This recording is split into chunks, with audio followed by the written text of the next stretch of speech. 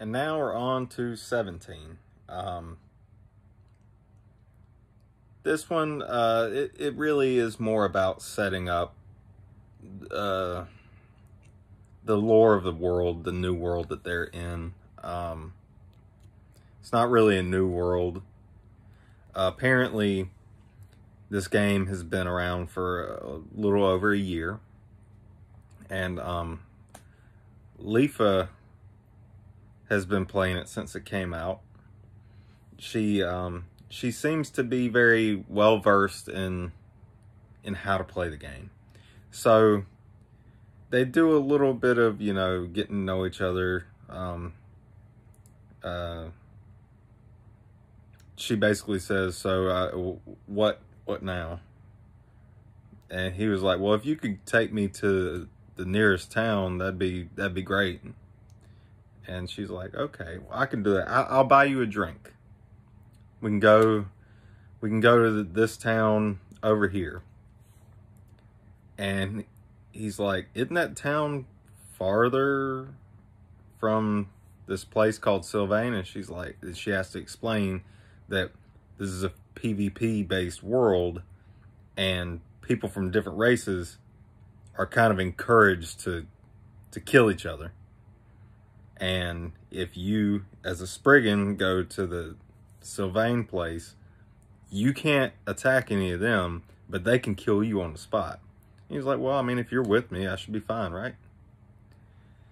And during the course of this conversation, Yui, who's hiding in his pocket, speaks up, and she's like, "What is that?"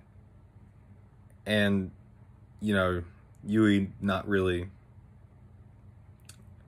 being a youngin' or whatever, she still calls him Papa. So she's like, what's with your weird fairy pixie thing?" He's like, "Oh, she's just weird like that. You just don't worry about it. It's a special thing I got through a promotion or something." So they all get introduced, and she's like, "Well, I guess let's go." And she gets ready to fly off, and she doesn't use the assist thing that he was taught about, how to fly. And he's like, "How do you do that?" And she shows him, like, "Can you feel my hands on your back right here? Like, pretend you have like bones and muscles there, and try vibrating them." And his wings flicker, and she pushes him off, and he starts flying, and he's all over the place at one point, and they're laughing at him. But he gets the hang of it pretty quick, to the point where he can fly almost as good as her. Of course he can. It's Kirito. And she's going kind of slow, and he's like, "Can we go faster than this?" And she's like, "Yeah, but don't blame me if you get lost." And then she speeds up, and she's like, "All right, I'm going to look back to see how far behind it." He's right there with her. And she speeds up again. He's right there with her. And he's like, "Are you sure this is as fast as we can go?" And she speeds up one more time. And then he starts trailing behind her. And Yui's like, "I can't take this." And she like flies into his pocket and then starts breathing real heavy, like she's out of breath. So cute little moment. They get to the Sylvain town, and the guy that got killed that was with her earlier, Recon, he shows up, and he's freaking out because she's hanging around with this Spriggan dude. And he's convinced that he's like a spy that's trying to infiltrate the town, and I don't know. So whenever she calms him down about that, he's like, "Well, me and the usual guys, we got our usual table. They're waiting for us." And she's like, "No, I'm going to go. I'm taking him for a drink, seeing as how he saved my life and everything." He's like, "What?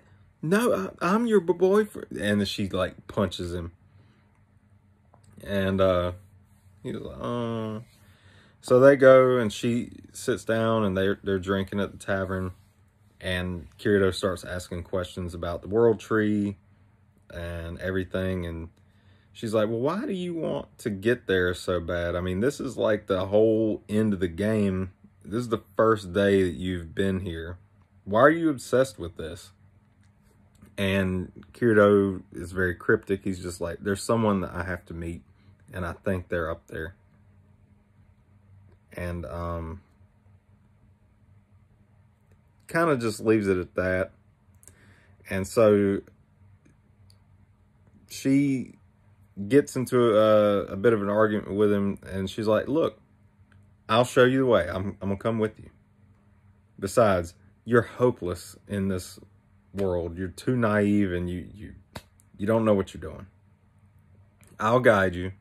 Be here at 3 o'clock tomorrow, and we'll go. And he's like, okay. And you can tell, as usual, as they do, she likes Kirito. Well, she logs out, opens her eyes, and there's a picture on the ceiling, which I think is a really neat idea. Somebody should get into that business. It's like a picture of her character flying in game. Like, it just, there's a word for it. You can do it in a lot of like PlayStation games where you like pause and like come out for a third person perspective and take a snapshot. But it's Leafa flying with a bunch of like doves through the sky. Really cool. And it's on her ceiling.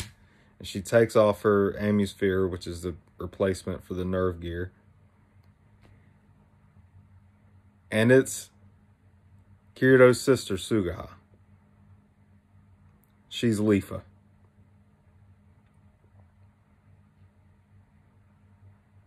What are the odds? What are even the odds that she would be brave enough to go into a virtual game after what happened to her brother? I mean, I don't know. I want to say that I'd be apprehensive, but I'd probably do it. To play a game like that, I would do it. I'd take that risk. All right, well, I'm in a death game then. At least I can fly. So, neither one of them knows who the other one is. She's starting to develop feelings for him. And we already know she had some feelings for her brother that she realizes won't ever come to anything because he's got Asuna. So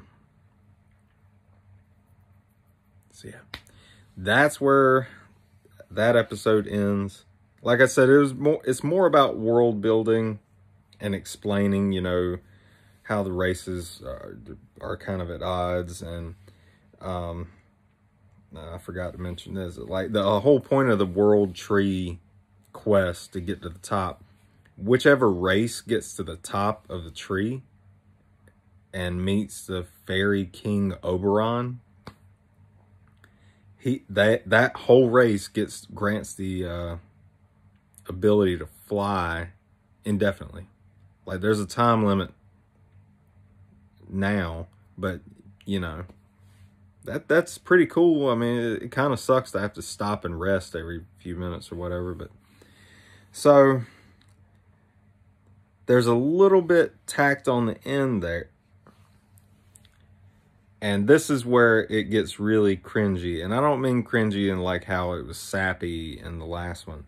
This is where it gets dark. And not dark in the way that the first one was. This is what I was referring to in the past few episodes. I hesitate to say rapey, but it gets dark in that kind of a sexual context. Because it cuts to Asuna in her bird cage. And the fairy king Oberon comes in, who it turns out is the guy from the company, Suguo. And he's completely role playing it up. He's not Sugao. He's like, I wish you would refer to me as Fairy King Oberon. Titiana.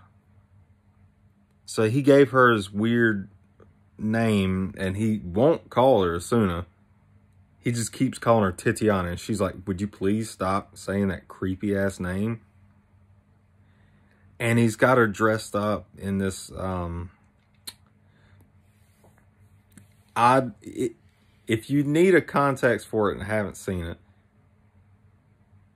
think Princess Leia from the Jabba the Hutt scene, but it's all white and everything's held up very barely by like a couple of strings. And obviously her level's been set really low. Her stats are low because he can control all that. He made this game. So he made it where she's practically helpless. And he's like touching her hair and grabbing her face and messing with her lips. Then he starts to tug at this thing that's holding her top up. And he's like, you know, if you would just agree to marry me, I've already told you I won't force myself on you. And he tugs at it until it's about to pop off. And she's like, would you please stop? And he's like, yeah. After all, I did promise you. But you know, and then he gives away. They always give away their evil scheme. You know, I do have 300 people who I've altered their memories, and I've almost perfected it. Now, I would never do that to you. Make you forget things or people. No, I would never do that. Even though I'm close to perfecting it. She's like, what do you mean? Well, you know, there's about 300 people that never woke up from SAO. It's kind of easy to reroute them into this game and keep them asleep so that I can experiment on them and their brains and perfect this technology and sell it. Sell it to weapons manufacturers. I'm like, okay, this guy's unhinged. He's clearly evil. Like, unobjectively evil. I mean, he's kidnapped people. He's doing human experimentation on them.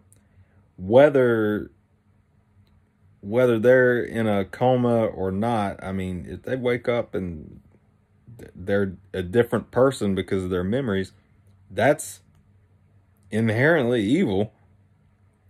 He's about to force a marriage just so he can further achieve his goals of conquering, I don't know, his business world, and also netting this girl that he's liked for forever that can't stand him.